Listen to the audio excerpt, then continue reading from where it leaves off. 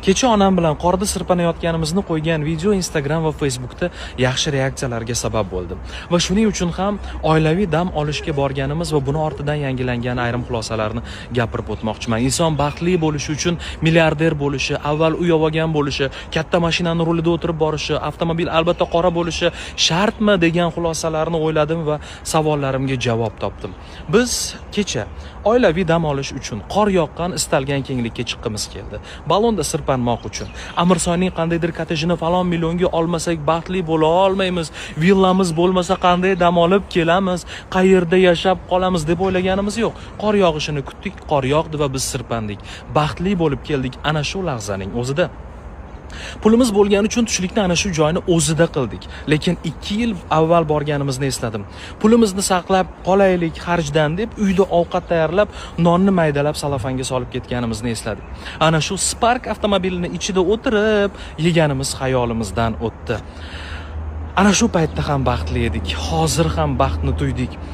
Otamning Cobalt'ida bordik. Cobalt propanda harakatlanadi. Propan quyganimiz ham, Cobalt'da ketganimiz ham bilingani yo'q. Bizga eng muhimi ana shu lahzadan oladigan qalbimizning xotirjamligi va zavqi edi.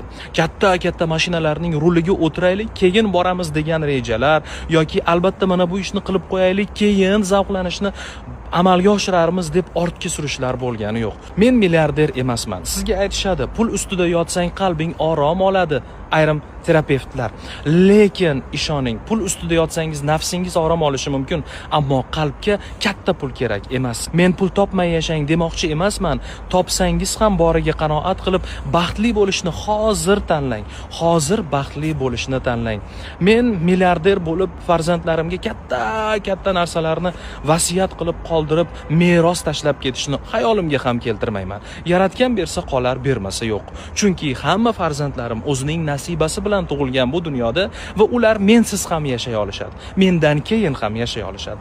Hozir ular bilan zavqimni pul bilan o'lchasam, hozir berilayotgan pullarga zavqlanish uchun yetarli emas deb qarashim mumkin.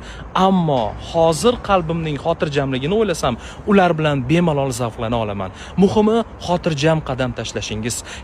Katta mashinalarning rulida o'tirib dardimga davo topsammikin, qanday qilsamikin deb o'tirgandan ko'ra piyoda kasalliklarsiz, malomatlarsiz mazza qilib yashaganingiz, yurganingiz yaxshi.